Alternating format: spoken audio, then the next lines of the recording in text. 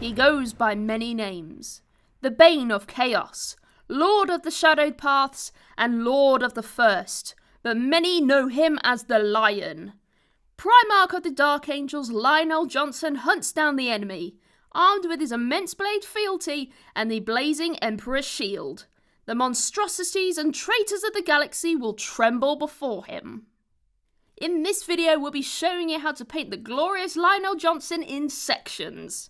Each section will be painted up to battle ready, so you can get him on the tabletop looking awesome as fast as possible. And for those who want to make him look even more majestic, we'll also include some extra steps in each section. For easier painting, we have built the lion, the base, and the watchers into sub-assemblies. This was the easiest sub-assembly for our video, but you can build this model however suits you and your painting style. For our undercoats, we have used Chaos Black for the Lion and the two Watchers. For the base, we've used Mechanicus Standard Grey, as this will save time painting all that damaged stonework and statue. We'll have Abaddon Black and Mechanicus Standard Grey base pots to hand, if we need to tidy up any areas too. The paints we'll be using are on the screen right now. For those who wish to paint a battle ready, here are the paints you'll be needing. If you want to take the line to the next level, here are the paints you'll also need.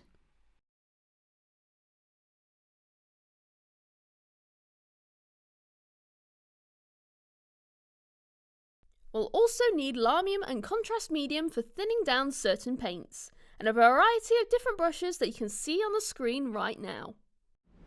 If you are new to painting or want to know more about the paints and techniques used in this video, check out our Citadel Colour Painting Essentials videos. So let's start by painting the lion's dark green armour. First, we'll base coat Abaddon Black all over the armour. This gives us a finish that matches the rest of our paints. We won't need more than one coat as we've already undercoated in black. We'll also be using this section to paint the Angel of Death on the base as well.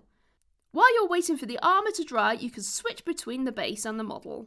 Then we can move on to the next paint when the armour is dry. This can help with saving time when painting. Next, we'll lightly paint the armour with Nocturne Green, but we want to leave the recesses and areas around those rivets in Abaddon Black still. We're just going to focus on those edges more. This will help us give us some shading straight away and give some colour to that dark armour. If you are happy with the look of the armour, you could stop right here and skip to the next section, or you can keep watching for some extra details. We'll start by highlighting the armour with Sons of Horus Green. We'll keep these lines nice and thin to emphasise how dark that armour is. Keep that brush pointed by rolling it on the palette and only highlighting as much as you want. Next, we'll add a spot highlight with Uthran Grey. This is just dotting and making very small lines on top of that last highlight, giving it the illusion of light bouncing off of that dark polished armour. Check the box art to see where these may be and take your time when painting. Now we'll paint those cream coloured details. Now we'll apply Morghast Bone to the inside of the cloak, tabard, fur pelt, skeleton and purity seals. We'll also be using this for the hair and his beard too. As we'll be applying this over a black undercoat, we'll need 2 to 3 thinned coats to get a solid colour. Just make sure those coats are fully dry before applying the next one.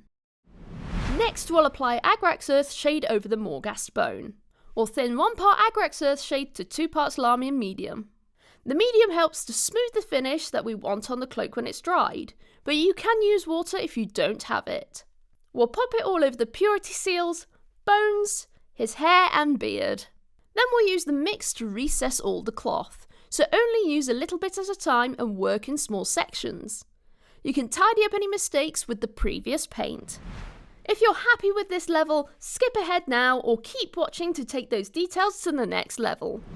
For a bit more detail, we'll layer over the Morghast Bone with the Shabti Bone. To keep some of the base colour underneath, we'll layer over the raised areas of cloth and those edges. Keep your paint thin to make blends happen naturally. Then you can use this to edge highlight the hair and the purity seals too. Then we'll highlight with Screaming Skull on the very top raised folds and edges of the cloth and purity seals. We'll also make the strands of his hair and beard stand out more as well, giving some easy depth to the model. With those cream details done, we can focus on the green cloth for his cloak and tabard. We'll start off with Warpstone Glow for our main colour. As this is a layer paint, we'll be needing 3 to 4 thin coats to get a solid colour that we're looking for. We just want to make sure we avoid getting this colour on the cream that we've just finished painting. But you can tidy up any mistakes by following the previous steps. After the Warpstone Glow is dry, we'll take 1 part Dark Angel's Green and 4 parts Contrast Medium to make a dark green shade to cover the cloth. We want to get enough onto the cloth that it starts to seep into those recesses and folds, but keep an eye on it as it dries. If it starts to pull too heavily, just soak it away with a dry brush. If you're happy with the green cloth, you can stop right here and skip these next few extra steps, or keep watching. To take that cloth to the next level, we'll use Warpstone Glow again to highlight those edges and folds, helping the base colour and raised areas to match. It may take 2 thinner coats of this paint to cover over the darker contrast, but it helps to build up a softer highlight and bring out those raised areas of cloth more against the dark recesses. And if you are feeling really confident, we'll add a sharp thin highlight of Scarsnit Green down the highest points of the cloth. This really brings the cloth to life, giving an illusion of realistic lighting to the model. Next, we'll be painting some of those dark red details. First, we'll be using Khorne Red for the Dark Angel's icon on his gauntlet, sword grip, and the shield front too. Get a good couple of coats over all details, especially for the Emperor's shield, and don't worry about getting it on the eagle as we'll be painting over that later. Then we'll apply Agrax Earthshade all over the red, giving it some shading and a lightly rich tone to the shield. If it looks too dark in raised areas, we can tidy back over with Khorne Red. With that shade dry, he is now battle ready. You can skip or keep watching to elevate him to the next level. For our highlights, we'll be using Rat Skin Flesh.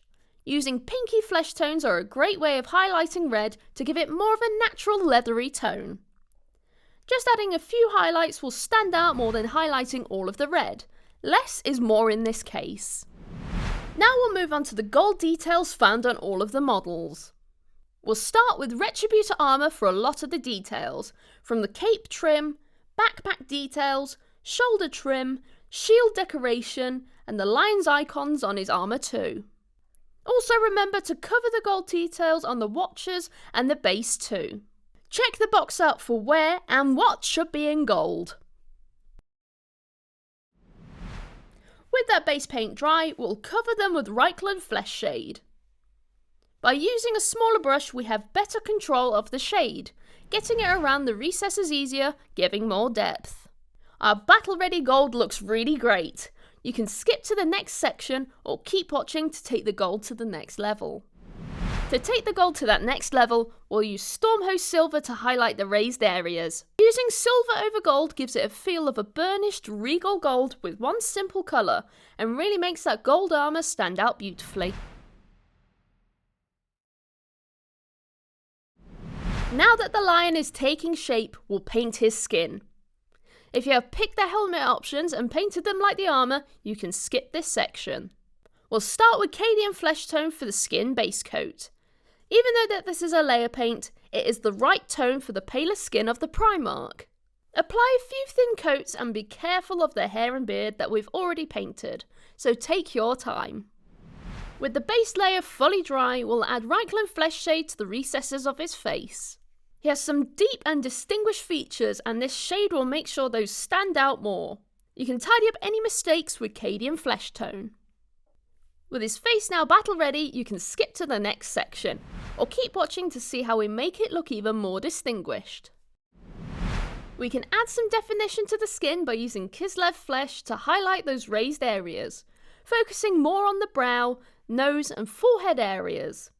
Use a few thin layers to build up the colour gently, avoiding wrinkles and recesses as you go.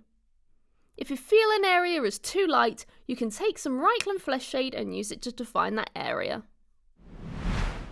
And to finish off, we'll add a small amount of Abaddon Black into the eye sockets. This can be a difficult area to paint, so feel free to skip this step. We don't need a lot of paint on our brush, and it's easier to apply it by holding the model sideways and getting it into that small area. Tidy up with Kislev flesh on the eyelids if you need to. The lion is really taking shape now, and soon it will be ready to take on the foes of the Imperium, so let's keep going and add some more awesome details. We'll paint the grey iconography found on a few areas of this model. For the base coat, we'll be using Celestra Grey for the chest, left shoulder, backpack, and both knee pad icons. As these might be under and around other details, using a smaller brush is best, so we don't get any of the paint on the hard work we've already put in.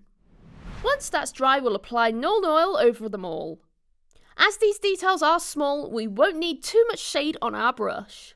Less is more sometimes, and we can always add more to the recesses if we want them darker. Our grey details are now battle ready. You can keep watching to take it to the next level, or you can skip to the next section. And we'll be using Yuthan Grey to highlight the grey icons. Just make sure the brush tip is as pointed as possible and the paint flows nicely. This will help with avoiding making any mistakes at this level of painting. Remember, taking your time is always worth the effort that you've already put in. Now we'll paint the silver details found on the lion, the base and the watchers. For the base coat, we'll be using Iron Hand Steel. For the lion, we'll be painting the sword blade, backpack wings, shield grip and details, buckle and his pistol. For the base, we'll be painting the wing feathers and the bullet casings. And for the watchers, we'll be painting the small metal rings on the scabbard and chains. By using smaller brushes, they will help you get into those tinier areas, and larger ones to get a smoother finish, such on as that blade. Next, we'll apply Nuln Oil over all of these details. Be careful in the application around the other details, and keep an eye on the shade as it dries. Especially on the blade, as we want it to create shadows without making it too dark, giving it a realistic finish. Now that our silver is battle ready, you can move on to the next section, or keep watching to make it look even more awesome. To highlight the silver, we'll use Stormhost Silver for all of the details. We'll mostly be using it on the edges, so you can use the side of your brush more than the point, but still keep it pointed to avoid any stray bristles from ruining all your hard work. Then to add a blue power glow, we'll thin 1 part Frostheart to 2 parts Contrast Medium and apply it lightly on the blade, keeping it moving around as the colour is stronger in places and weaker in others. This gives it the illusion of power ebbing and flowing down the metal. Then you can add more to the power nodes, making them stand out. Let's move on to the brown details found on all of the sub-assemblies. We'll start with Rhinox hide for any leather details like the scabbard, gun holster, belt and the dirt on the base. Take your time when applying it, as we've already got a lot of colours applied already, so use a brush that is suitable for the area you're painting. If you get any Rhinox hide on the tiles of the base, you can always tidy back up with Mechanica Standard Grey from the pot. Next, we'll apply Nuln Oil over the brown details and over the Mechanica Standard Grey tiles.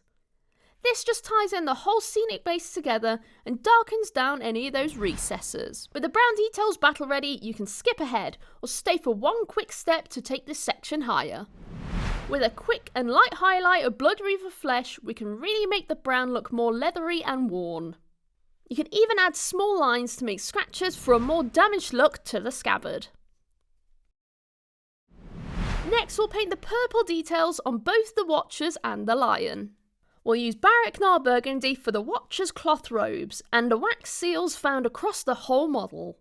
If you aren't sure where they all are, check out the box art for reference. We still need a couple of coats for the cloth, as this paint is slightly thinner than most base paints, so keep those layers smooth for a better finish. Then we'll use Nuln Oil to shade over all of the details. You won't need too much for the wax seals, as they won't take long to paint. Just keep an eye on the cloth, as we don't want heavy pooling. If it does, you can soak away the excess with a dry brush. Now that purple is looking great at battle ready, you can move on to our last section, or stay for one more last awesome step. To take the cloth to the next level, we'll add a Screamer pink highlight to the edges of the wax seals and raised areas of the Watcher's robes. Just make sure your brush is super pointed, as the cloth will need the lightest lines you can do, but less is more. The lighter the ends are, the spookier the creatures will look. And to finish off, we'll add a dry brush to the base. As we've already got our base mostly painted at this point, we'll just finish it off with a dry brush of Carrick Stone over the Mechanicus Standard Grey and Rhinox Hide. To make this stage easier, it's best to apply your texture paint of choice first, then dry brush over it all at the same time. This is so they can blend together. I'm using Sterling Battlemire as it will match the rest of the base. You can learn more about them in our technical paints video. With all our sub-assemblies glued together, the mighty Lionel Johnson is complete. Towering gloriously over the enemies of the Imperium, the heretic and the aliens should tremble in fear. This model comes with 4 amazing head options, so check out our video on these alternative heads and how to paint them. If you enjoyed this video and would like to see more painting, check out citadelcolor.com. And if you need any help, you can also head into your local Warhammer store and chat to our friendly staff. Enjoy painting your Lionel Johnson, and we'll see you next time. Bye bye!